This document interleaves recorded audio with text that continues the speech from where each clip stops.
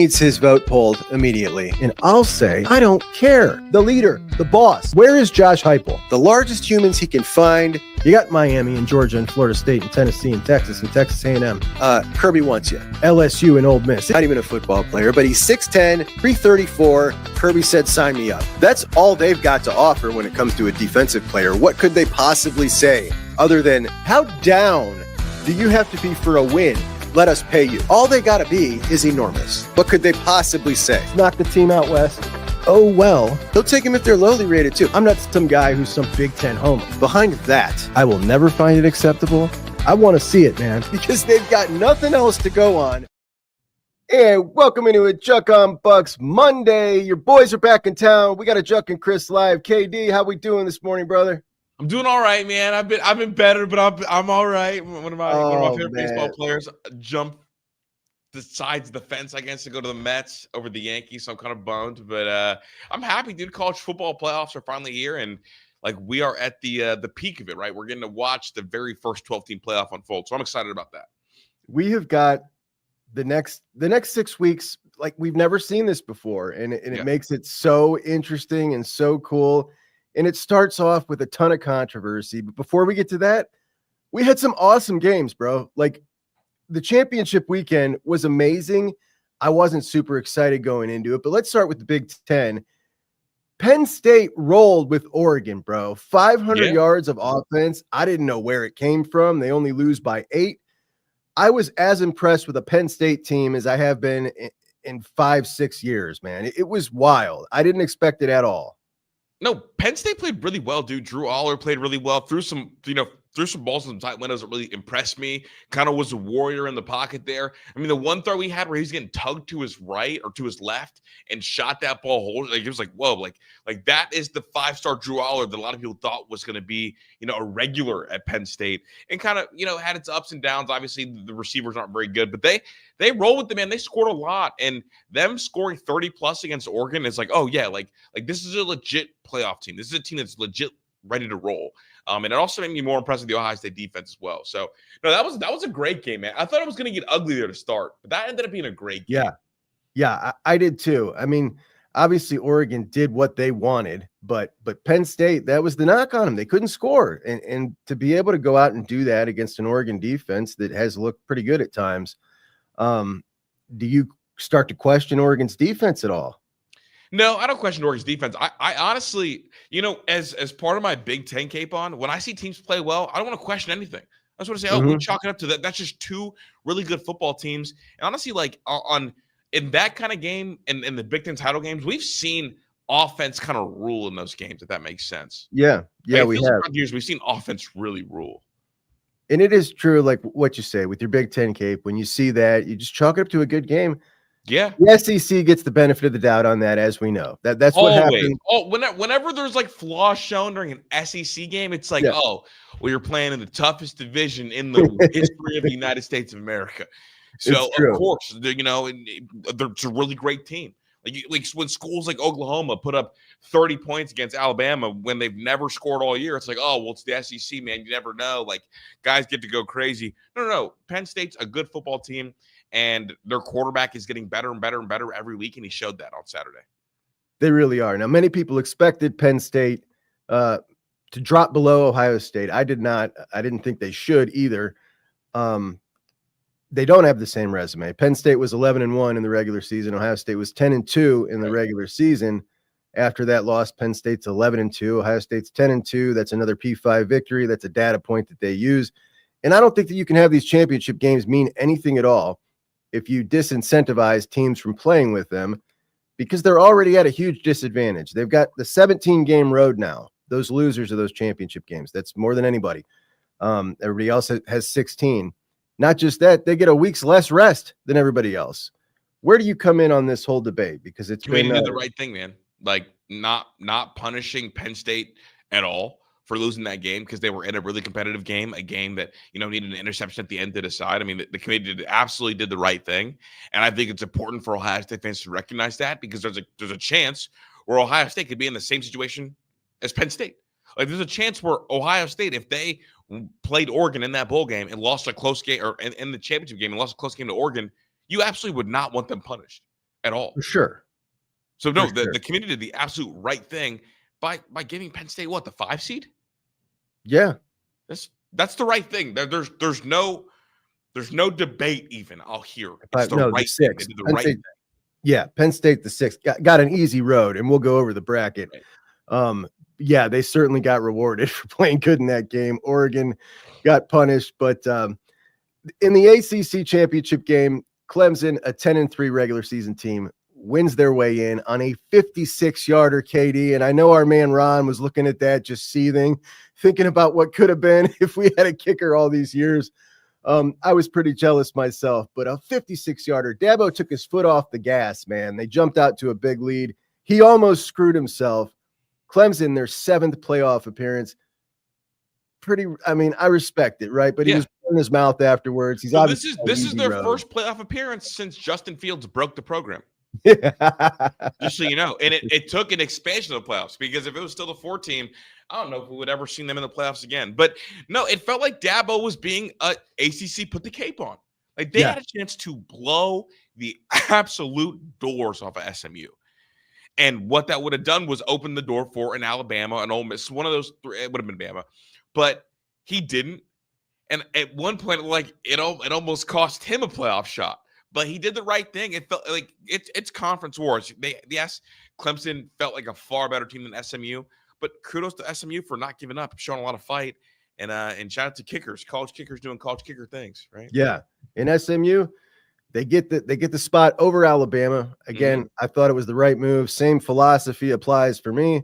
They were the higher seed going in, and I just don't think you can punish a team for losing a close game like that. I mean, it's one thing if you go in and get totally exposed. Yeah. They didn't. Rhett Lashley is awesome. He talked before the 4th quarter. I love his energy. He's so confident. His team plays nasty. We talk about a coach who's on the rise, man. That dude is up for a big gig, as is Kenny Dillingham in the next couple of years. Arizona State totally mollywops ISU. I wasn't expecting that. And I've watched Arizona State a few times this year, admittedly, not a ton. They look good, better than I thought they were. I think Arizona State might be able to win a game in this thing. They can give some people some problems. All right, Juck, here we go. We're probably gonna have a coach of the year vote at some point. I'm hoping in the next 3 years. If you had one this year, who are you voting for? To me, it's got to be. This is really tough, and it's between Dillingham and Cignetti for me. Yep. And because of the sanctions that Arizona State had, it was in a worse place than Indiana. And I would have said 2 weeks ago to you, absolutely, Cignetti, it's not close. I'm leaning towards Dillingham at this point.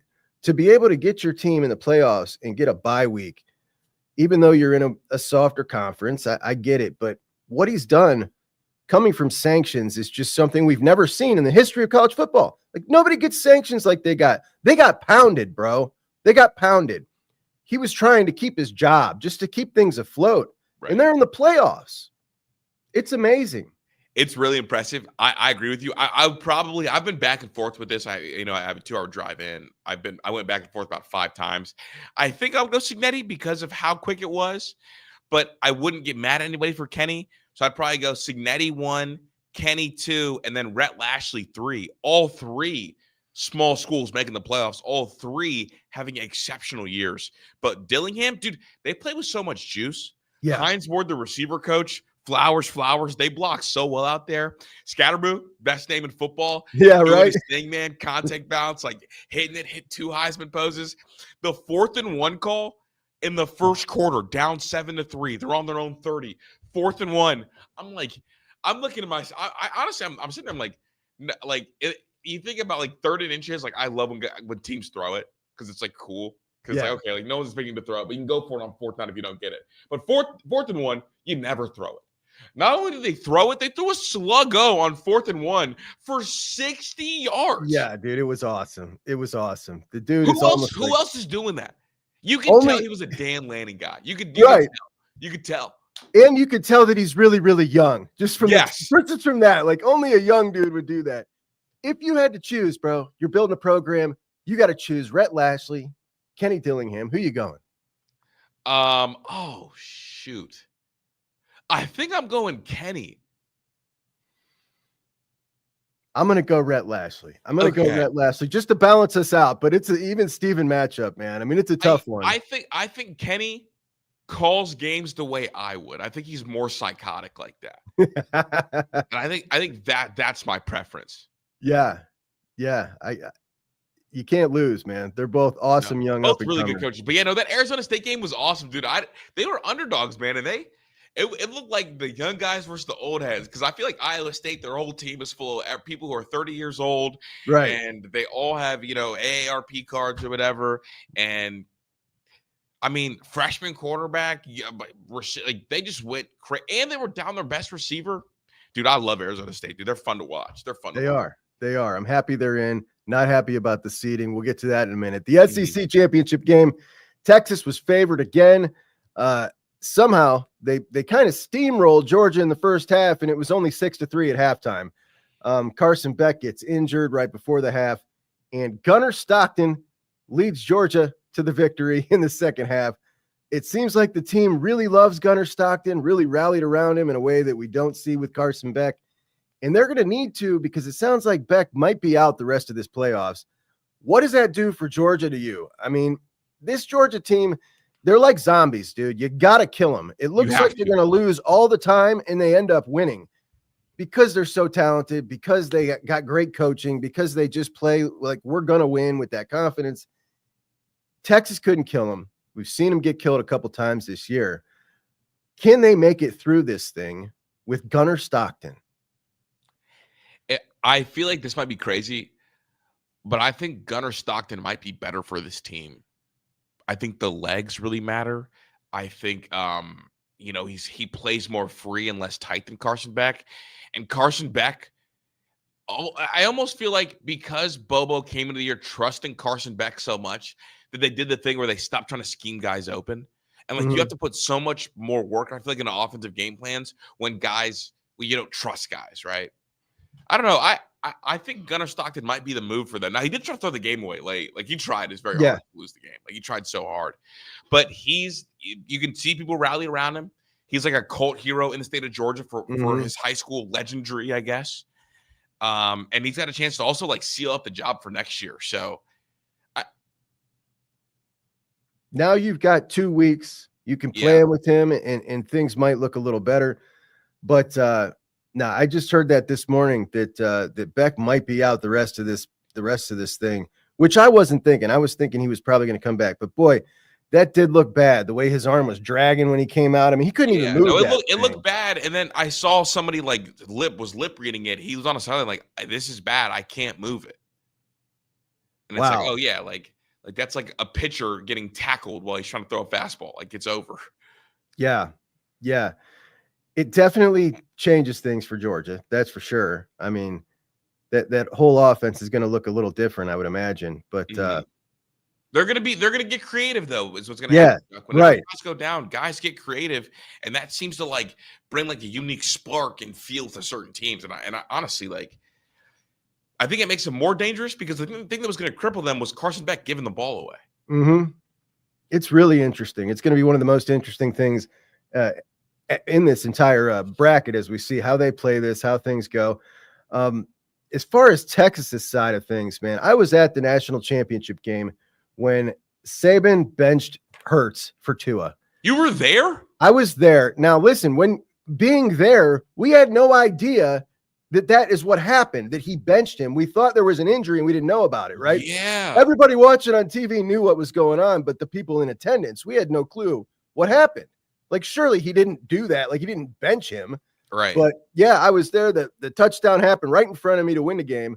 But do you think there's a chance we could see Arch in this playoff? Because Quinn, it just doesn't look like we thought it would look like at this point in his career. That's for sure. It's so crazy, because I actually thought about that national championship game when I was watching the whole Carson Beck thing, because that same year, remember, Kirby wouldn't do it. Right. Kirby wouldn't bench Jake Fromm for Justin Fields. Yeah. even though everybody knew that he should have. Mm-hmm. And then all of a sudden this year, Carson Beck was going to lose them a game.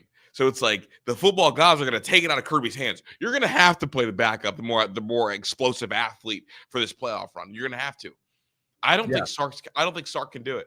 Because I think if Sark was going to do it, he had 3 chances to do it and roll with it and get Arch ready, and he didn't. And because of that, I think he's just too stubborn and scared and stuck with playing. Quinn got hurt. Arch played 3 amazing games. There was no reason, unless you absolutely needed to go back to Quinn. And you could have built up Arch for that. And then also in the Georgia game, like Quinn goes down or Quinn gets benched. You play Arch and then you go back to Quinn. So you had a chance to, even if you lose that game, just to roll with Arch because you now know Quinn, the ceiling of Quinn is not high enough. The ceiling, the ceiling for Arch is definitely much higher. And you are in I get what he wants to do. You know, he's got his steady Eddie, but when steady Eddie starts turning over the ball with bad picks, we know his arm talent isn't near that of Arch. Like it's just not. I don't know, man. He's got a serious situation here on his hands. We've seen the Quinn Ewers. I feel like we've seen the Quinn Ewers this year ceiling for Texas. And it's not high enough. You've now lost twice to the same team. Imagine what Arch would look like with that many snaps. And is there a chance where he's not as good as Quinn? Absolutely. Sure. But you've already acknowledged that he gives you significant upside based on the legs alone. Yep. He can move. Quinn can't move. He's a stiff. The SEC championship game, the energy, they talked about it. It was the worst it's ever been. And everybody somehow was surprised by this. Like both teams are in the playoffs. This championship weekend, something's probably going to change, right? Whether they include it in the playoffs, make it somehow tied to the first round or something, or it's got to go away, dude, because it's just like, I think that if Oregon wasn't in it in the Big Ten in their first year in the Big Ten, that the Big Ten championship game would have felt a little similar because they were in it. Their fans brought it. The Penn State fans brought the juice. But these things are just ridiculous. It doesn't fit in with this system. I know they make a ton of money. There's got to be a way to alter it and still make the money. It just doesn't feel right. It feels like a bowl game to me. Yeah. It feels like, but not one of the big bowl games, like one of like the like the Sun Chip Bowl. The Mayo Bowl. The Duke's Mayo Bowl. Yeah, you know? Yeah. Chick-fil-A. No, that's the Peach Bowl. Never mind. All right. So after having an argument, like I did a show, I don't know, maybe a month back, and I was having this argument with people that giving these bye weeks to teams, the 4 best conference championships, was really bad. They were disagreeing with me, saying that you got to incentivize it with that. And I just said, like, once you guys see this bracket, you're going to understand what I'm saying. Now, this couldn't have worked out any better for me for my argument from that show, because now the bracket has come out and everybody's freaking out because not only do you got Boise State getting a bye week along with Arizona State, but you've made for very unfair routes. And when we look at like Penn State, for instance, being the 6th seed, welcoming SMU up into Happy Valley, dudes from Dallas coming up into Happy Valley in late December, which is pretty cool as it is. But that Penn State route, having Boise State waiting for them in the second round, that's a Penn State team that lost to both Oregon and Ohio State. And when you look over on that side of the bracket, I mean, Ohio State, Tennessee have the bracket of death. Yeah. They have a potential to play Oregon. Tennessee has the potential to play. Check this out. So coming into the season, Ohio State, Oregon, Georgia, and Texas were the top 4 teams, and they just were as of 2 weeks ago as well, betting favorites to win the national championship. Tennessee has an opportunity to play all 4 of them: Ohio State, Oregon, Texas, and Georgia, which is pretty cool. Ohio State obviously has the opportunity to play Oregon, Texas, Georgia, if they can beat Tennessee. It's a really tough road. But Texas bracket, like that's pretty cake. If you think that they are really that dude, with Clemson coming in and then playing Arizona State. But Penn State's got the easiest one by far. That route is ridiculous. I agree, but also like I'm not too mad at it, Jack. Like I'm okay with the auto buys because I think that like if you remove the auto buys, you would get way too much conference bias in there. And until there's like an even playing field of like delegates for each conference, I don't know how else I would do it. Just so I'm clear, I understand what you're saying. You are okay with the team that's not beaten one single Power 4 team this year getting a bye in the college football playoff. Here we go. So maybe not okay with it, but I like it better than what we would get on the reverse side of it. Because if it wasn't Boise State at that 3 slot, I feel like the committee would have tried to put Texas there and give them an auto buy. And I guess that is my big issue. So they would have put the top 4 there. Let's say, for instance, who did the top 4 end up being? Texas would have been in there. And that would have been so. Like when we look at this, when we talk about like, there's only 3. So the top 4 would have been Oregon, Georgia, Texas, Notre Dame. And that would have been a problem with you? Yes. Why? Because I don't think Texas deserved a bye, and I don't think Notre Dame deserves 2 buys because they would have got 2 back-to-back. Because Notre Dame wouldn't have to play the conference title. Wait, I'm sorry. Notre Dame can never get a bye. They agreed to they can't get a bye in this system. Yeah, that's what I'm saying. Like if we just do top 4 teams get a bye. So we gotta pull them out of it. So then Penn State get a bye? There you go. So it's Oregon, Georgia, Texas, Penn State. Do you not like Arizona State getting a bye? I don't like listen, after seeing them play that game yesterday, I feel much better about them than if it was a close game.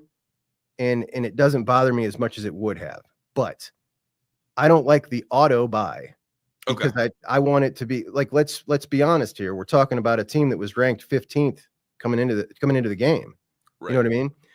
I don't think a team ranked 15th coming into the game should have a bye week in the playoff over teams like Ohio State, Tennessee, Penn State. It just doesn't make any sense to me. But when we look at the teams who would have been up there, let's pretend like you don't hate the SEC. And I know that the Texas thing annoyed you, but we're talking about 2 Big Ten teams would have been in there. Would have been Oregon, would have been Penn State, Georgia, Texas. They would have had to buy. I also don't believe Penn State deserved a bye because they lost their 2 biggest games of the year, I guess.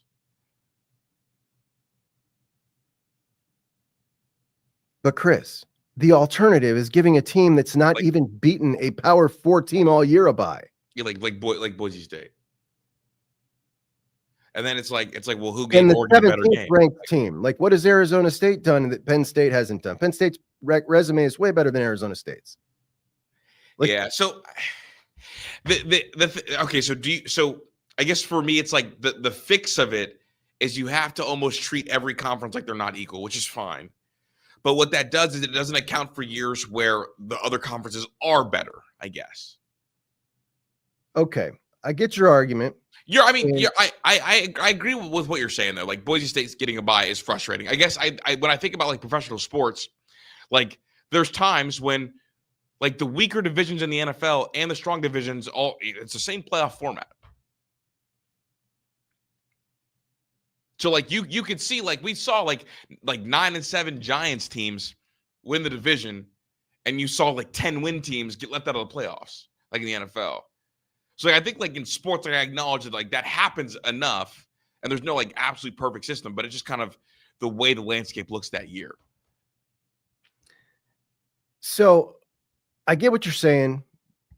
And we got to go about this, I guess, 2 different ways. Like one, when we're talking about the group of 5 team, they're playing to me a totally different sport.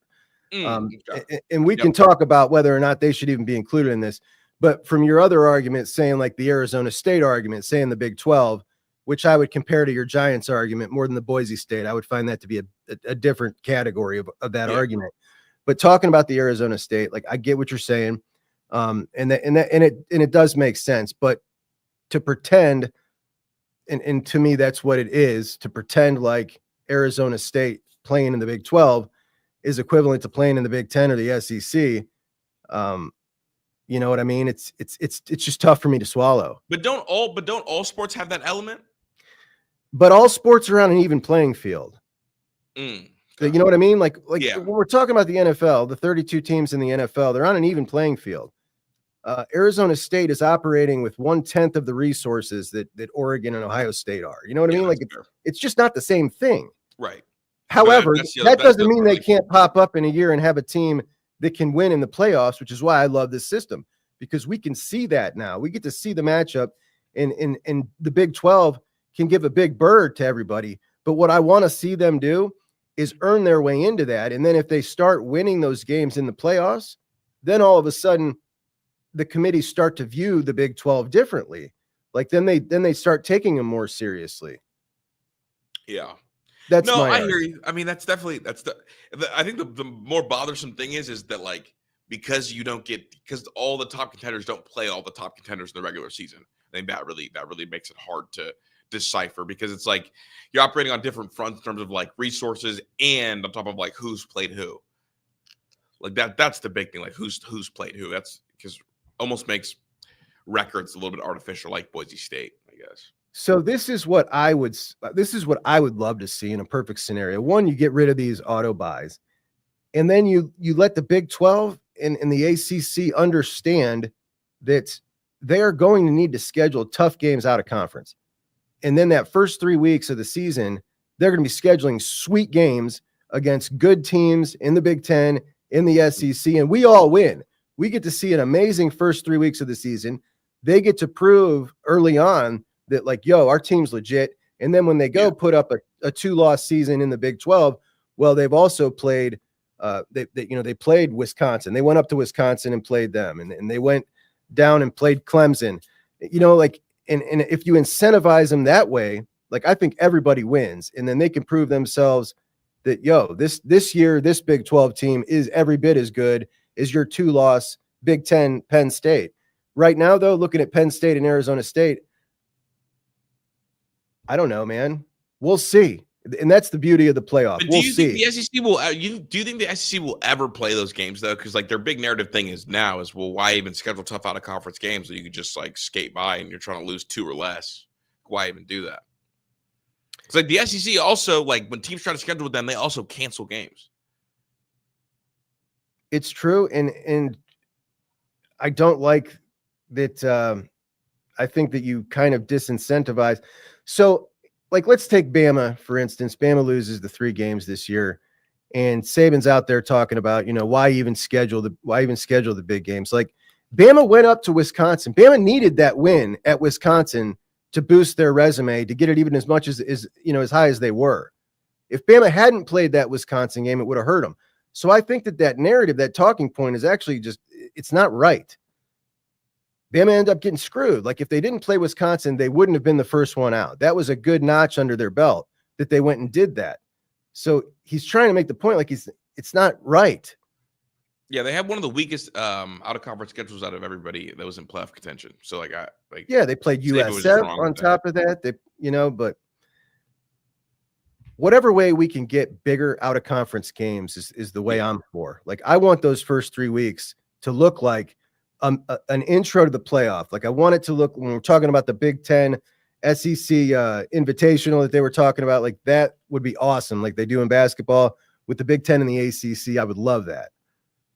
Right. Whatever way we can get to that system, that would be the best for me. Well, I think what the committee should do is when people are complaining about the Bama stuff, they should spin it and put it more on Bama and say, well, Bama would have went in if they would have beat an Ohio State and Oregon, a Penn State in the opening weeks of the year instead of Wisconsin. I think if the committee says that, they flip the narrative immediately. They got to get ahead of it. But that needs to be the current narrative from media members and from the playoff committee. So Bama in the next couple years has some big time home and home scheduled. And he was talking about potentially, should we cancel these? Ohio State. And that's why they need to get ahead of the they need to be ahead of it. They need to be talking about it. Unfortunately, they got a bonehead who is the chairman of their committee. Yeah. But to Ohio State's point, Ohio State has home and homes with Bama, Georgia, and Texas coming up. Do you think that the SEC is going to try to get out of those? I think they're going to try to get out at least one of them. Yeah, for sure. Absolutely, for sure. Whichever school tries to get out of those, I will hate them forever. Honestly. No, and honestly, like I think Texas will likely play it, but I would be shocked if we got Georgia and Bama both didn't try to back out. The 7-10 matchup, KD, Notre Dame, Indiana. This is a matchup of two teams that I just don't know. I don't feel like I have a handle on either of these teams. Notre Dame, obviously, with the biggest win of their season coming week 1 against the Texas A&M team and Mike Elko's very first game ever. I don't know how much credit I give to that. It was a tight game. It was a fun game. They've beaten Army. They've beaten Navy. They've beaten Louisville. They beat SC, and that was a pretty interesting game. I just don't know who they are still. I don't feel I have a good handle on them. Indiana, obviously, the only team we've seen them play is Ohio State. They didn't look so hot. The state championship of Indiana, which is kind of cool. What are your initial thoughts on that one? I got Signetti. I like Indiana in this one a lot, actually. I like them in this a lot. I think that this Notre Dame team has dealt with more injuries than I think people realized. I'm not a huge believer in Riley Leonard, and I think that this is Signetti's like, look, this is not fraudulent here. So I like Indiana a lot with the amount of time they're going to have to prepare for this, and I trust always a Shanahan with time to prep. To be honest, did you hear Signetti's speech? What he was talking about before the committee came out with their final rankings? No, I didn't. Was he? So, he was just, kind of talking about things and talking about seeding, and he was kind of specifically calling out Notre Dame a little bit. And it's perfect that he got Notre Dame. Notre Dame, a 7-point favorite, which surprised me right off the rip. I tend to lean Indiana in this too. Who are you rooting for? You rooting for Signetti as well? No, I'm rooting for a good game. I root for Marcus Freeman every now and again, even though I don't like saying it out loud. I do want to see Marcus Freeman at least a little bit successful, but I think Signetti's got his number. I think Signetti's going to get it done. But I did think. Did you hear what Marcus Freeman said? I Googled him. Oh, did he? Yeah, he said I Googled him, so I know what's going on here. No, and I think honestly, like rooting for Indiana probably in a big way because for the Big Ten side of it, like I really would like this season to be remembered as one for Indiana, even though they won't win the title, as one that was a massive success and not just a team that played a bad schedule. I think the only way for them to get remembered as a massive success is to beat this Notre Dame team. It's the only way. I agree. National success, like within the clubhouse in Indiana, it's a big success. But nationally, because what I want for them is to start to change like the little bit of the brand bias so that they'll get favorable rankings. Yeah. Which one of those two, Notre Dame, Indiana, do you think can give Georgia the better matchup in that next round? Probably Notre Dame. I think so too. Probably Notre Dame, because I think Notre Dame could force turnovers. I don't think Indiana can. When we look at those two sides of the bracket, it certainly looks like the Georgia side of the bracket is much easier than the Oregon side of the bracket. Speaking of Oregon, you get the number 1 overall seed, and that's a tough route, man. They got some potential really tough games. I think much tougher than Georgia's is the number 2 seed. It doesn't quite seem right. It doesn't quite seem right at all. It's definitely stacked. It's definitely stacked to get an SEC team in that final, like to run the top 2. So the SEC team, the SEC fans, not too happy. Like they got 3 teams in. They're calling the committee the Big Ten committee. What's your take as a Big Ten homer about the SEC fans being irritated that they only got 3 in? If you would have had a team in the Natty last year, I would have given you your flowers, but you didn't. So, like, Big Ten had 2 Natty teams last year. You guys had 0. That Bama team, Saban team, got run out by a quarterback that couldn't throw the football forward. Like, I mean, maybe don't lose to a newcomer in your conference by 30 points, and you would have got that extra team in. And I hate to break it to you, as soon as you get blown out by Oklahoma, who had their quarterback transfer, hit the portal right afterwards, like you no longer deserve a right to talk to me about it, because I remember what your coach got up there and said about Ohio State not making the playoff after losing to Purdue. Nick Saban got up there and said, as soon as you get blown out by a team like that, you don't deserve the right to play for a title. So your GOAT said that on national television, said it loud and proud while campaigning to get a, to get a playoff spot. And so here we are. What goes around comes around. So kick rocks. I don't know what to tell you. He did say that. And the Buckeyes get to open it up with an SEC matchup. A night game, December 21. Gonna be chilly. I don't know if the Southern team coming north thing really applies here. It's pretty cold in Knoxville. It's not quite, the armpit of the country. It's not, it's not the swamp. So not so sure if that narrative applies, but it is a huge game. Obviously, we've got two of the top 10 programs in the history of college football. And I say that obviously Ohio State is a top 3 program. Tennessee just cracks the top 10 in the Juckonbucks rankings as number 10, right behind Georgia at number 9 and Texas at number 8. They call Texas the junior UT, which I just found that out in my comments yesterday. They call them junior UT. They don't have any names for us yet, but they're very confident, these Tennessee folks. They are 7-point underdogs as they come into the shoe. You and I, obviously more than I think a lot of the Ohio State themed shows, follow the entirety of college football. We've talked about this Tennessee team all year. I think that they provide a really tough matchup for the Buckeyes. What's your take initially as we talk about this game, just on the surface, right off the rip? What were your thoughts when that got announced? I immediately thought, okay, we're going to be in a 13-10 kind of game, because that Tennessee defense is really, really good. Their front seven's really good. Obviously, they get up to the quarterback. And our, offense at times, we've seen it go through like these long stalling periods, not being able to get the run game going. I think Nico is interesting because I think he's only thrown for multiple touchdowns against one SEC opponent all year. And I think that does not get talked about enough. If you look at his game log, I mean, you see a lot of 1s and 0s and 1s and 1s. Yep. No, not many 2s. I mean, if you look at the games to where he has multiple touchdowns, I think it's just Vandy and Chattanooga maybe are the 2 like 3+ touchdown games. Mm-hmm. But the running game's really good, and obviously Hypo with time to scheme could give Jim Knowles some headaches. But I think it's going to be an ugly game to watch. I think because I think the way our offense hasn't really been flashy all year. I've kind of given up hope on the deep ball entirely. I mean, Ryan Day told us what he felt about the deep ball because against Michigan we didn't throw it. But I think this could be a little bit of a defensive struggle to open up the game for sure. But I feel good. I mean, I think we should be able to beat Tennessee, right? Like if Ryan Day can't beat Tennessee, then goodness gracious.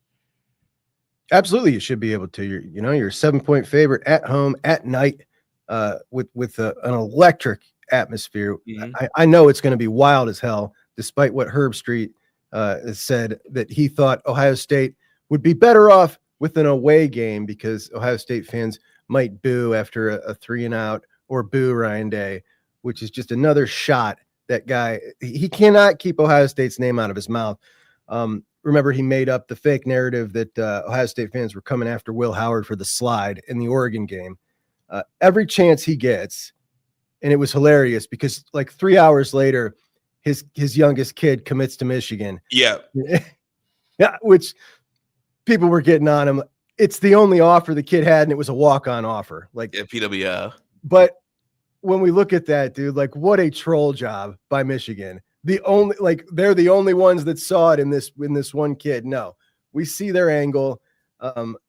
It was a clear shot across the bow. But I think that this game, I think that Ryan Day is going to break trends here. I feel like he's going to come out and this might look a whole lot different. I think we're going to see more tempo. I think that we're going to he talked yesterday in the press conference about how they have cut down on plays reluctantly, slow played things intentionally. The plays this year, and this was one of the things I was excited about Chip Kelly. We had been at like 61 plays a game. We're at the same. Might even be like half a play lower this year. I thought we would pick that up. I think we're going to see this pick up in this Tennessee game. I think he's going to break trends in this game.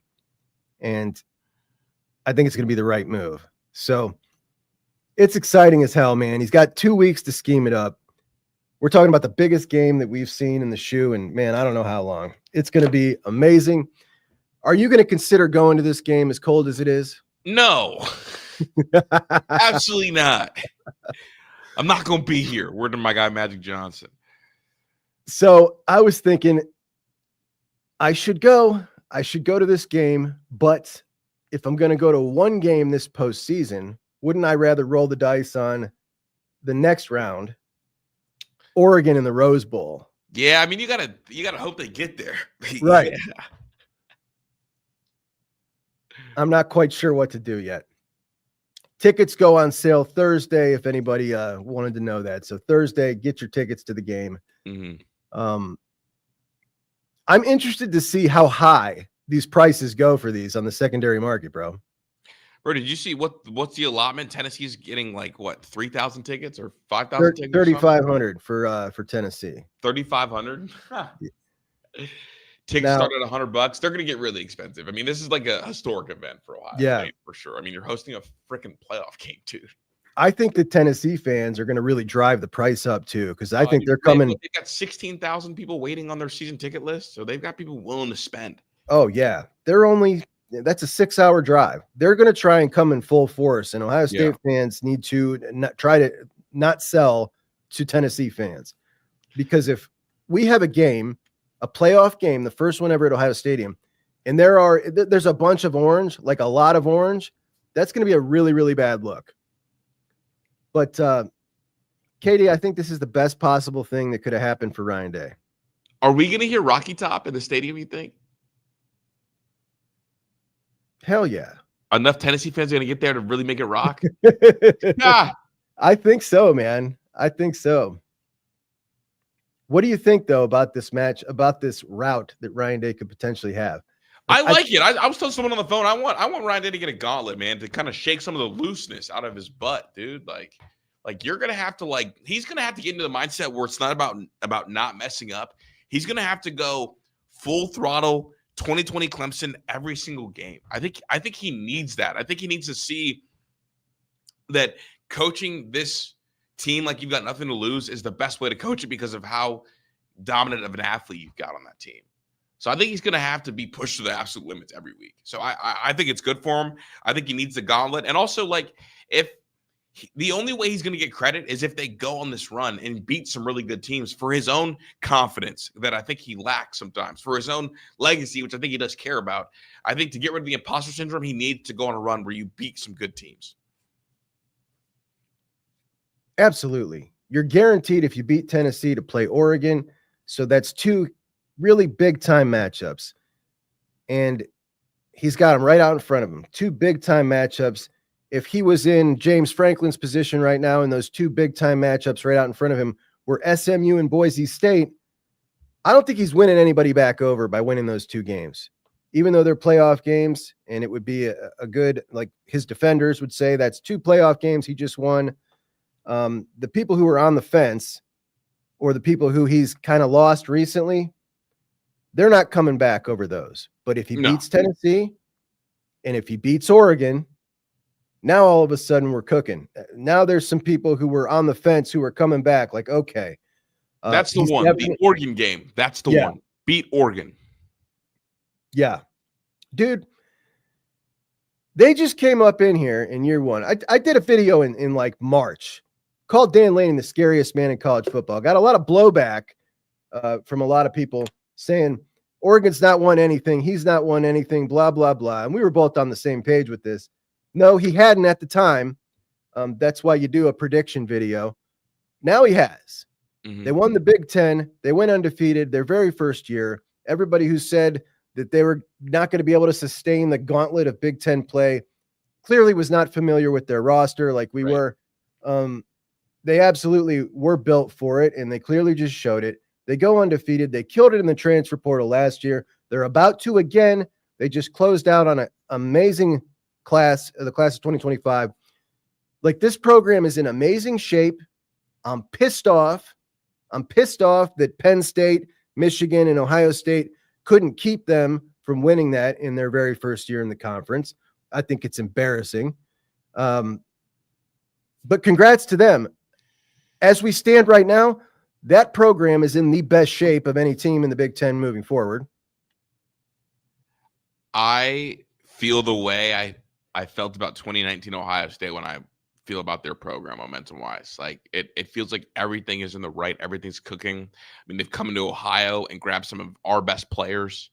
They're recruiting nationally. They're a destination for SEC portal people to go to. And honestly, like them in the spring window is going to be another dangerous thing because teams in the SEC, you can't go SEC to SEC in the spring. So they'll raid that even more. I mean, Dan Lanning is he's built a monster. He was building a monster, and now I think it is a monster. And the longer this goes, the better they're going to get. His attitude resonates with the players. It resonates with the fans. I mean, it's becoming a behemoth. And once they cash in, KD, if they cash in on a national championship, you're looking at a serious national power. I really believe that. In this last portal or this last recruiting class, we've now seen like the top of the top high profile recruits are now going there. And that's what was missing. Like they had gotten some 5 stars, but now you're talking like the big mouth, top of the top guys are now going there. They hadn't gotten that before. Things are different and they keep trending up. It's a serious issue. It's a serious issue for an Ohio State fan, for sure. And I think it's going to be a big time battle for years to come, which is kind of exciting at the same time as a fan of college football. But as a Buckeye fan, man, it's a problem. It's a big problem, dude. And I hate that they're taking Ohio kids too. Oh, he said we're trying to get a footprint in the Midwest. Where's that footprint in the Midwest start? It starts right here. No doubt about that. They got like Derek Harmon, like the kid from Michigan State, to go out there. Yeah. Like the fact that obviously like McNutt, like out there, like Dorian Brew out there, I'm just glad Justin Hill didn't go out there because I know they were like trending for him at one point too. Yeah. Are you surprised after this last Saturday that so much of the fan base has swung away from Ryan Day? Did it surprise you? No, not at all. Doug, no? It's 4 straight. Who's swinging with him? It surprised me, bro. It didn't surprise me. It didn't surprise me. Here's why it surprised me. It surprised me because it felt to me like all year everybody was so in with this. Like everybody was on board. And it just felt like maybe, I don't know, did it feel a little unfair to you to swing over the unfair to swing so far away? Absolutely not. Because all the excuses that you have for your Ryan Day, you created. Like if it's like you want to blame Will Howard in the quarterback situation, well, you built this whole quarterback room. Yeah. Like if you want to blame the staff, well, who built the staff? Like you want to blame Justin Fry's recruiting, which I think definitely deserves a lot of criticism. You allowed him to be on staff without changing his recruiting philosophy. Like you have allowed all these things to happen. And you talk to boosters and got all the money in the world. And it's like, you look around and you see other teams playing with a different attitude. I think people are finally realizing that Ohio State does not play as free or with the same attitude. And because of that, you lose to teams like this bad Michigan team. I'm trying to pump myself up for these playoffs, bro. Me too. And here's what I've done. I've acknowledged that Ryan Day is a good football coach, and Ryan Day can win big football games. He can. Ryan Day has a mental block if there's an M and there's blue and yellow involved. That's why I think we can go on a run. They can absolutely go on a run. It's going to sting because if they go on a run to win a natty, there's going to be a section of the fan base that is going to get so much crap from Michigan fans. Like you're one of your best teams ever. Yeah. The first Ryan Day natty team, and you guys couldn't beat us. We own you. Michigan has a sectional in Ryan Day's head. That's how much they've moved in. Like they're entirely moved in. Ryan Day is absolutely capable of winning national title. In fact, honestly, I think he's got the second or third best odds in the all 12 teams to win the national championship. But he's got a Michigan problem. And that's hard to ignore because we play them at the end of the year every single year, and we claim that as the biggest rivalry in all sports. And our head coach has lost 4 straight now. Yeah, it's definitely an issue. I'll hear none of that from them if he can go on the run and win the national championship. Like, I don't give a damn what you say. We can come back and win that thing the year after you did. And yours, look, like that, another trophy in the case. Yeah. All right. Maybe it bothered me a little bit, but I do got this comment I want to pull up, KD. This came in yesterday. The obsession with Michigan is absurd. Focus on what's ahead. Matters. All the teams in the playoffs are good, really good, crazy expectations. But the obsession with Michigan is absurd. Yeah, dude. Welcome to the biggest rivalry in sport, bro. Well, Juck, wait a second. Do you know what that is? You know what you just put on screen? What? You just put what is about to happen and the narrative's about to happen. We're on the early phases of it. It is Woody propaganda and brainwashing directly from Ryan Day. And it started because who's the mouthpiece for Ohio State? Or for Ryan Day in particular? For Ryan Day himself? Yeah, like who goes and puts the narratives that he wants out there? Like in the media? Yeah. Well, Austin Ward. Yeah, it's Austin and Byrne. Yeah. They sat down at whatever they were at. And they said this after the Michigan game when they knew Ohio State was going to make the playoffs. Yeah. I sent it to my brother just last night. Yes. That is Ryan Day propaganda to brainwash the fan base into thinking, the Michigan game used to be big. Mm-hmm. But now in the 12-team playoff, it matters? Yes. But what's more important is the national title because it matters less nationally. That is directly from Ryan Day. I'm almost positive of it. Oh, and no it doubt. Confirms on the outside looking in, a lot of like Tennessee fans, they don't care we lost to Michigan. Like Bama fans, they don't care we lost to Michigan. If we win a natty, they don't care that we lost to Michigan. No. And neither does Ryan Day because Ryan Day's not from here. Right. But he's trying to brainwash to get national respect. And that's exactly, I mean, remember, he compared it to, well, if the Chiefs lose to the Bills and the Chiefs win the Super Bowl, who cares? This is keep in mind, KD. That's the same dude that said Ryan Day was getting fired if he lost that game all year. He's been saying that all year. Exactly. That's propaganda, Juck. That's media propaganda, media spinning. Mm-hmm. People heard that from Berm and sat back and said, wait a minute. You're right. Yeah. And now you're going to see this rivalry, if it's up to Ryan Day and the beat, become like the Iron Bowl.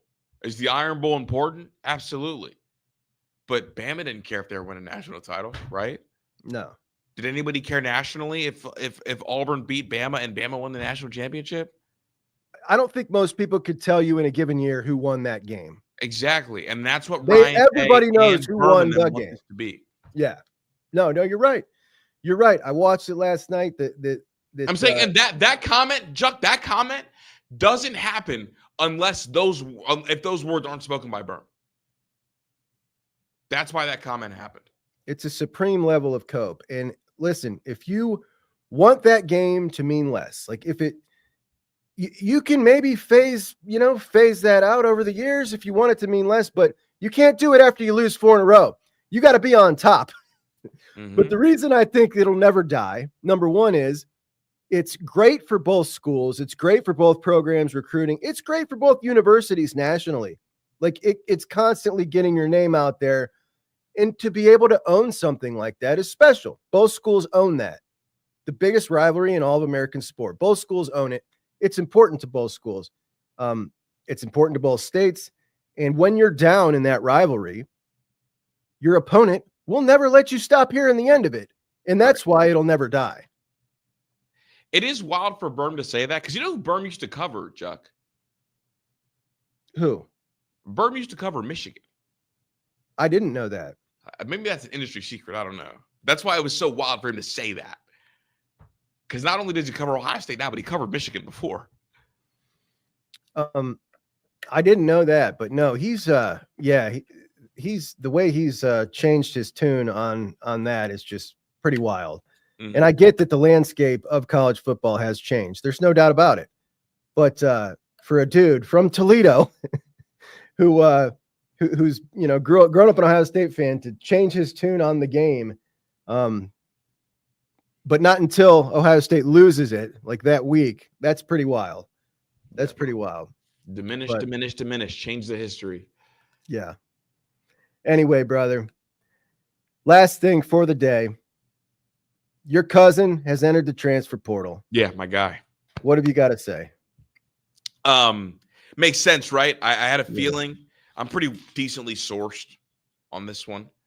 I had a feeling that after Will Howard, I believe, played concussed in that Michigan game, that it was like, okay, like it's going to be time for Devin Brown to make a decision. I also know that Ohio State, oddly enough, has been showing interest in some transfer portal quarterbacks, which is one of those things that if they go transfer portal starter again, like guys like Devin have no reason to stay.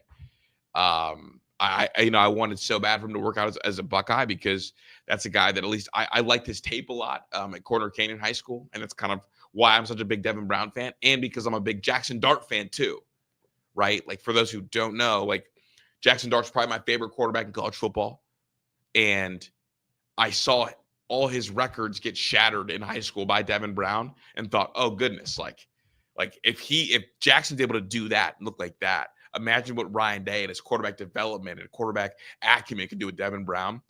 And I heard from a lot of the players last year during the battle about how there were some days where Devin Brown exploded and went absolutely berserk. And a couple, staffers from inside the wood, like full-time staffers, talking about, oh yeah, like Devin Brown's going to be our starting quarterback. And I hitched my wagon to that because I think there's some good sources. Some other stuff went on, and the kid, obviously, honestly, I think there is like a personality mismatch between him and Ryan.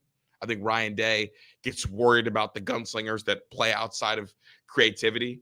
And right. I felt like Devin tried to change that a little bit. And when he played this year, and you got sometimes didn't get a great version of Devin when he was out there for moments, but rooting for the kid. I think he's going to have a pretty decent suitor out there. But no, it shouldn't be any surprise to anybody. But what the bigger surprise is, the bigger frustration is for Ryan Day. If I'm not surprised that Devin Brown's hitting the portal today, and Juck, I know you're not surprised he's hitting the portal, right? I don't think anybody in our chat is surprised. Mm-hmm. Why is it that Julian Sands spent a majority of the year getting 0 reps? We talked about it all damn year. It makes no sense whatsoever. Everybody this year acknowledged that was Devin Brown a part of the future plans for Ohio State? No, he wasn't. The season started, and we can all acknowledge he was not a part of the future plans. The future plans were Sayin, Tavian. And yet, still, not just splitting reps with Devin, you're splitting reps with Lincoln. It just feels like one more blind spot. And for whatever reason, there seems to be these blind spots in this organization. I was ranting on one over the weekend, and it is the offensive line, recruiting and numbers in the room. They let this become an issue. We all saw it for years, and it's stacked up now that they need to go to the portal for 3 starting offensive linemen, which is just mind-blowing. And the amount of funds that are going to need to be allocated to that, it's going to take away from anything else they can possibly do in the portal. But there seems to be blind spots, and that certainly was one. And we talked about it all year. Like, why isn't this kid playing if you're planning on starting him next year? Right. Now it comes out, and for those, Kris said that kind of fast. If you guys missed that, there are strong people that are very sourced up people saying that Ohio State very much is in the market for a transfer portal quarterback for 2025. So, yeah, I mean, I guess I'll put that curtain a little bit. I talked to a lot of the NIL people around college football, and then because of that, I also talked to some agents every now and again. And that's kind of one of the things that got floated to me was like, hey, like, are you aware that Ohio State's like interested in a portal quarterback this year? And I'm like, not really, but it makes sense. Who are some names that are going to be potentially floated out there? And it's like, well, this person, that person. And I was like, okay, so like these aren't just depth portal guys that they're interested in. We're not talking about Chugging guys. We're talking about starting quarterbacks. Yeah. So I don't know. I think that there's like so much anxiety around Ryan Day that he does not allow the guys that are the too deep anywhere on the team get ready to get reps. And I think because of that, they'll look somewhere else a lot of times. Yeah. All right, my man. I appreciate you so much. Hey, have a great show today, brother. Appreciate you, Juck. I'll tap in with you. Talk to you later, bud. Hey, it's Juck, and MyBookie is back with another offer for the Juckonbucks audience. Open up a new MyBookie account, and they're going to match whatever you put in 100%. Put in $100, they're going to make it $200. Put in $3, they're going to make it $6, all the way up to $1,000. If you're new to sports gambling, we do picks every Friday. We are +7 on the year for the Juckonbucks official picks, and we're going to keep it on rolling. So sign up for MyBookie. They're going to match your deposit. Use the promo code JUCK, and we're going to go through that every week, every Friday. Also, if you like online casinos, they're going to give you a $10 free chip for that as well. It's a great sports book. I've been using it for years. If you're new to gambling, I'm here every morning at 9:30. Put a question in the chat. I'll help you. I'm an experienced gambler, so to speak. The key is don't risk what you can't afford to lose, and you'll always have fun. Have some fun with me. Sign up, MyBookie, promo code JUCK. Get your free money. And that was my man, KD. What are you guys up to in the chat? We got some super chats. Always a fun conversation with him. Belisari, thank you so much for the super chat, my man. Belisari says, Arizona State surprised me how physical and dominant they looked. I wouldn't be surprised if they upset the winner of Texas Clemson. Look, bro, I was thinking the same thing. That team can win between one of those two teams because Texas, I'll be honest, they've not impressed me a ton all year. I've never bought all the way in. I know that there was a time where everybody thought they were going to win the national championship in the national media. I just never bought in. They were propped up on that Michigan win. That team wasn't very good, as we found out, though they did beat our team.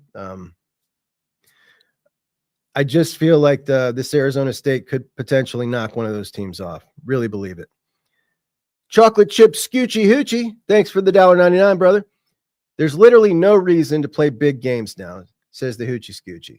There's not unless they start to make an effort to reward those teams for scheduling those games. And if they do that, and if they make that a point that they are doing that, say it out loud. Let them know. Just come out and say, like if I was in Ward Manuel's position, I would drop hints that it's very important for teams to schedule big out of conference games. And I would reward teams that did a little bit. And that way, instead of these garbage games, for instance, we look at Ohio State's opening 3 games, right? It was garbage. And again, they had Washington scheduled at one point. That game got canceled. But what if you're an ACC or a Big 12 team and you know that the committee is not going to respect your strength of schedule a ton? You know that ahead of time. You know what they're looking for. You go start scheduling big time games out of conference. And it doesn't even need to be like big time SEC or Big 12. What if I'm North Carolina and I got a really good team? What if I schedule teams like Kansas State and Oklahoma State for you know what I mean? Like games like that even are going to be really fun games to watch, going to boost strength of schedule. Instead, you got teams like North Carolina, Virginia Tech scheduling cream puffs to start the year. Like what teams like that have no business scheduling cream puffs. You want to see them schedule up. And everybody should be doing that because teams like that, like teams like a Virginia Tech, now can make it to the playoff. Woo-boo, thank you for the super chat, my man. You can't be surprised at fan outrage after 4 losses to Michigan, with their last team being 6-5. I'm not surprised at fan outrage. I said I'm surprised at the number of people that have jumped ship. I certainly expected a lot to do that. But as someone who gets on here 5 times, sometimes 7 times a week, I'm pretty in tune with the hardcore Ohio State fans, and I talked to a lot on Twitter, a lot on here. I was very surprised at the number of very, very measured, logical fans that I have talked to throughout the last year. People who, in my opinion, have sometimes made excuses for Ryan Day. At the number of those types who were just like, I'm out, Juck. That's it for me. And the number of those ones that we lost, that Ryan Day lost, pretty staggering to me. I couldn't believe it. Very measured people, guys like our buddy Woody's, our buddy Tom Kearns, guys that are on here, Terry Zorn, like guys that are on here that people would call sunshine pumpers. You know what I mean? Those types, some people would call them that. Those type of guys who are very measured, very smart guys, and are like, I don't think that I can support him anymore. Like, that is what surprised me.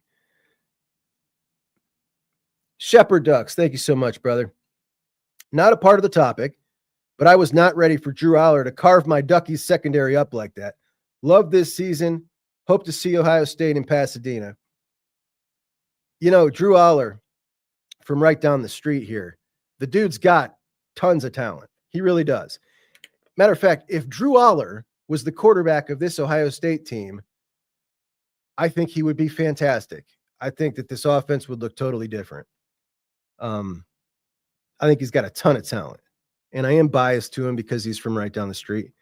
And, you watch a kid play in high school and, you become attached to him, but he's also a really awesome dude.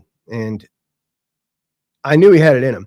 I think if he had some more receivers that could play a lick, we would have seen that all year. But I wasn't ready to watch him do that to your Duckies either. That was really surprising. And it's got me thinking that maybe Penn State can do something. Where's my buddy? Coach Zach, USMC vet. Thank you for your service and your super chat. Thoughts on students being on winter break for the playoff games? Could it mess with attendance numbers? Yes, definitely. It definitely could. But no, never mind. Who are we kidding? People are going to buy those tickets up. But it's going to mess with the energy number or the energy, right? Because the students bring the most energy. Sean Krutka, thank you, Sean. Chip Trainum back in the portal, interested. Who wouldn't be, right? I think Chip is the perfect guy to bring back. If they're going to bring back a portal quarterback, which I've made this clear. a portal running back. I'm just all over my words this morning. So you look at the running back room, and you've got an experienced leader in TC Caffey, right? Yeah, he's a walk-on, but he's an experienced guy. He's an experienced leader. And then you've got all this young talent. And we know freshman backs can play. You got Jimmy DePeoples, right? You get Isaiah West in. You get Bo Jackson in. You got Sam Williams-Dixon, a utility guy to help you out a little bit. And then you bring in Anthony Rogers. And you want to bring in, a lot of people are saying, an experienced running back. My fear was they're going to go get a mid-level running back, bring him in, and he's going to take carries from these super studs. Why? Because a good running back is very expensive, and they're spending a whole lot of money in this portal on offensive linemen and potentially a quarterback and other things. There's a lot of different areas. You can watch that video. I made it the other day. But Chip Trainum would make me feel great because we know what Chip brings. That's a Buckeye through and through. That's a kid from Akron, Ohio. And when he had an opportunity, he busted his butt. He's not great. But I could definitely get behind him more than I could get behind another kind of average-ish or slightly above average running back because he's a Buckeye. So I love it, Sean. And thank you for bringing that to my attention. I had not heard that yet. You are the man. You are the man. Got some comments. I want to tell you guys, we have, so I did a video last night and it was probably at like 7. This thing was just a little 18-minute video talking about Ohio State's path. And this sucker went bananas because of the Tennessee fans. They are all over it. And they are ready to interact, and they're ready to have some fun with us. So I thought that maybe this week or next week, I was going to reach out to a couple of Tennessee folks and maybe do a little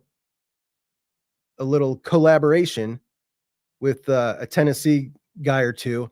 Question is, do you guys know, if there are any Tennessee folks in here, who are the Tennessee guys that you guys like? Who are the guys that would fit with my personality? I don't want to talk to any, like, guys that aren't fun. I like fun. I don't want to talk about stats. Look, Dave is right here. Drew Aller would be doing some business throwing to OSU receivers. All he really has is Tyler Warren at tight end. He would absolutely be good. Really good. Rick Brick says, under Day, divided we stand. We know Mecca wants Chip back. If the boys are from Ohio, Mecca wants them. And that's what I love about her.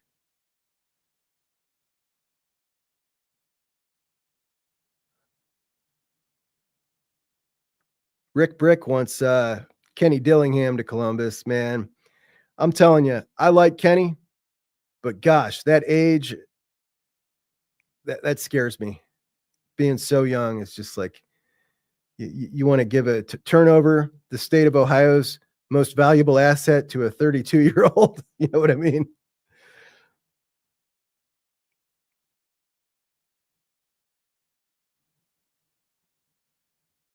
We got a couple of comments from that video last night I wanted to pop up here to go over.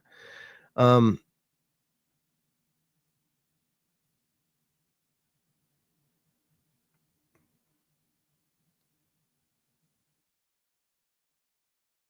do I get this other comment off here?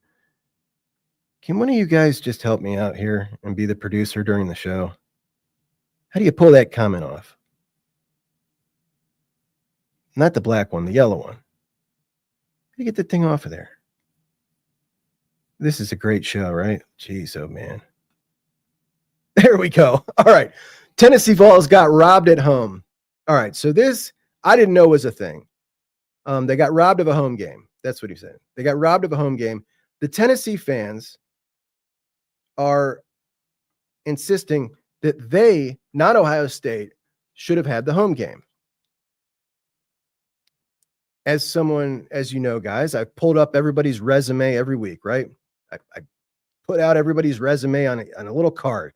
We compared the resumes all throughout this thing. Well, you know that Ohio State's resume is better if you've been following along with me. What is it that he means? How could he possibly justify saying that Tennessee should have the home game over Ohio State? And what are those resumes? Well, Ohio State lost to a crappy team in Michigan, right? A 7-5 team. Tennessee lost to a crappy team in Arkansas, a 6-6 or 7-5 team. Tennessee lost to a really good team in Georgia, the number 2 seed. Ohio State lost to a really good team in Oregon, the number 1 seed. All right, so we got that squared away. Those are pretty even, right? Yes, even Steven. Ohio State beat 2 of the committee's playoff teams. Tennessee beat none. So how could you possibly say that Tennessee belongs ahead of Ohio State? And here was his answer, because I asked him, just friendly, I want to hear your argument. And his answer was, Tennessee dropped 9 spots after losing to Georgia. Ohio State only dropped 4 spots after losing to crap Michigan. So his logic is not, let's look at the resumes. It's the number of spots dropped at different points in the season, not accounting for who else lost and who else won. That's a whole lot of spinning and coping right there. I'm a fair guy. Like I said at the beginning of this show, I don't think Ohio State should have jumped over Penn State. Like, I call it like I see it. There is no way that you can look at those 2 resumes and say Tennessee should be over Ohio State. You just shouldn't.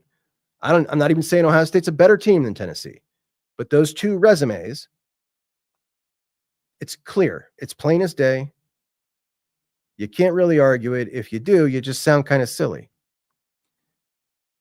Juck, this is coming from an Oregon fan. Your team terrifies me. I believe Ohio State is the second best team in the nation, even down to starting offensive linemen. Their receiving core is insane. So much respect for Ibuka, Smith, and Tate. Wow. Those guys are truly elite. Whoever wins that game is the national champion. And let's talk about this, guys. Who in this field can win it all? I think, obviously, Oregon can win it all. I think Ohio State has the ability to win it all. I think Texas has the ability to win it all. I think Georgia has the ability to win it all. Based on the bracket, Penn State, guys, Penn State can get by SMU, Boise, and if they can get by Georgia, they're in the national championship, and then anything can happen. We just saw them against Oregon, so now I think Penn State can win it all. And again, I'm talking about, your very best game. Who can win it all? Not like who do I think is gonna, but I now think Penn State could potentially win this thing. Notre Dame? Could Notre Dame potentially win this thing? If they get by Indiana, they got Georgia. Like, Georgia's a wounded animal. You know what I'm saying? Again, you got to kill them. You got to put them down. You got to beat them. They're not going to beat themselves. But I think Notre Dame, Indiana, and Penn State all could potentially beat Georgia. And I certainly wouldn't have said that at the beginning of the year. But I think that there are a lot of teams now that can win this whole thing with their very best, catching a little luck. Let's put it this way. There's only a couple teams that I think cannot. I don't think SMU can. I don't think Boise State can. I don't think Arizona State can. And I don't think Clemson can. And I don't think Indiana can. Sorry. Sorry to my Big Ten buddies. I'm not a believer that their talent can match up. Not after seeing what happened with Ohio State. Nathan says, I think if we beat Tennessee, the winner of the rematch will go on to win it all. And this is a common sentiment.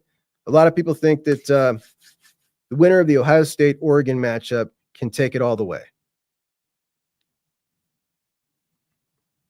I so bad, if my perfect scenario here could play out, Ohio State beats Tennessee, Oregon, Texas, Georgia for the national championship.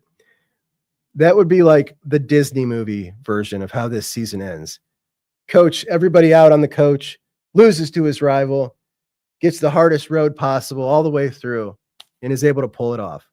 And that's why, I don't know if you guys noticed, but I have the path sitting in front of me, or right behind me here. We've got Tennessee, then Oregon, then Texas, then Georgia. See that? That's clever. That's thinking ahead. That's why you love Juckonbucks, right? That's why. It's the little things. It's the little things. Tennessee is going to have a Buckeyes snack. Oversoul, I got news for you, brother.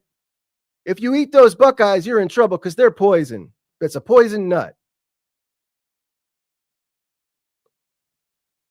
Jimmy Burger says, explain how this game will turn out different than the Cotton. We'll be embarrassed again, but at home this time. Well, glad you asked.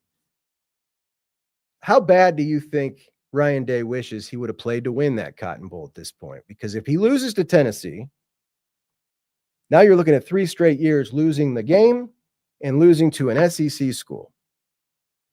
That's not good. That Missouri game was winnable.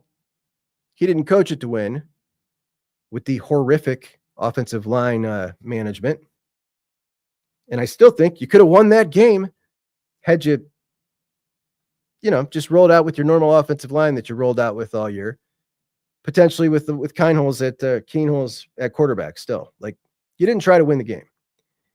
And it made me so mad.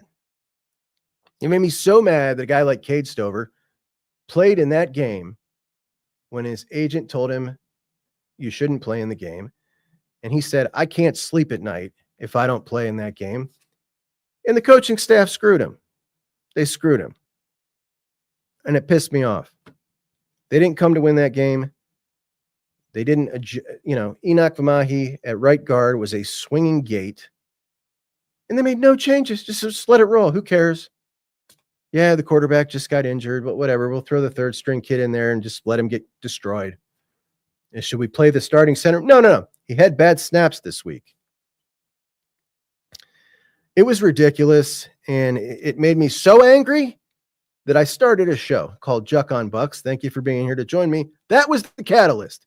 And now, do you think that guy wishes he would have tried a little harder in that game? Because the defense was amazing.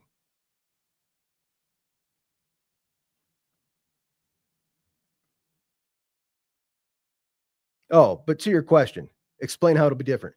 They'll try this time. Let's put it that way. They won't make decisions that they know aren't going to work out so hot. Then this guy, Bumpy says, as negative as you are about Ryan Day and the Buckeyes, you don't deserve to wear that shirt. Go Bucks. As negative as I am about Ryan Day and the Buckeyes, I don't deserve to wear the shirt. The shirt I was wearing was a shirt that said Ohio. Now, I don't think I am super negative. I think I call it like I see it. And I think that I bring a whole lot of positivity along with a lot of realism. And I think a lot of people say that about me. But what a guy like Bumpy doesn't understand,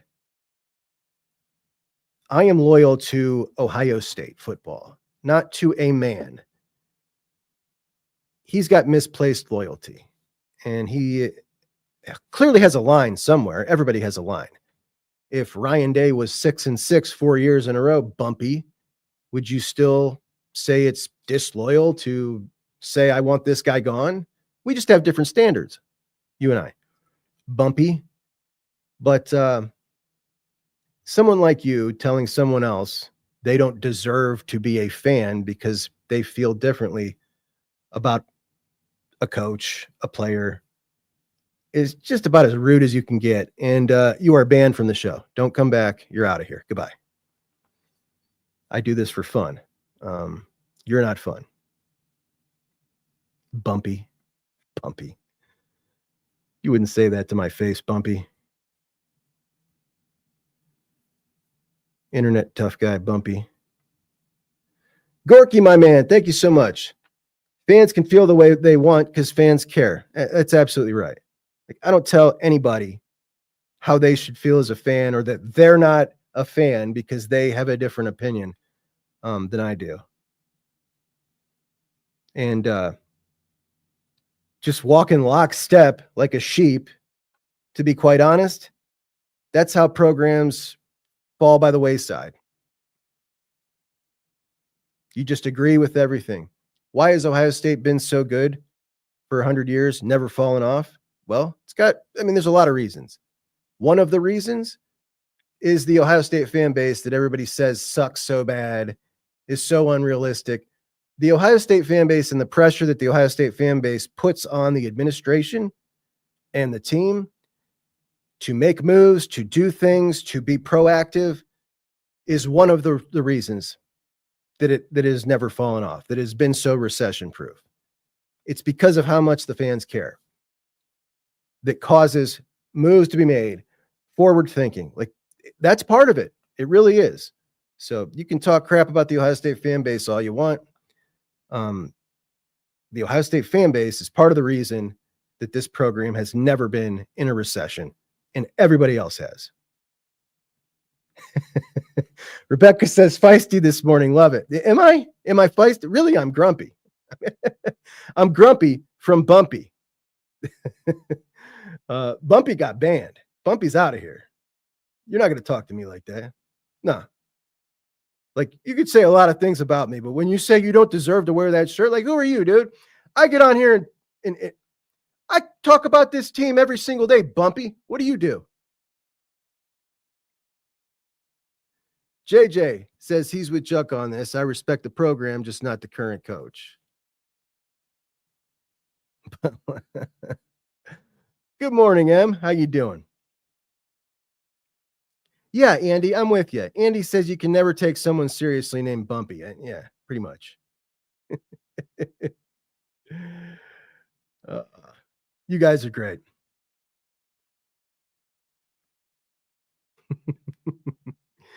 All right, my friends.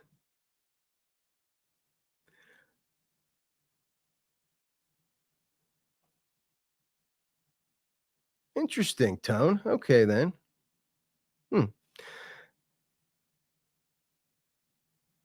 All right, folks. I appreciate you all so much. I am going to sign off here. Please subscribe if you haven't already. We've done an excellent job. We got that 41% returning viewer to up to 49% of, man, I just botched that. Returning viewers were at 41% subscribed. That's now up to 49, which is really cool that we were able to raise that up so much. So if you're not subscribed, please go ahead and do that for me. I'd appreciate that so much, both at Menace and Juckonbucks. And I will talk to you guys soon. Appreciate you so much. Have a good one. Juckonbucks out.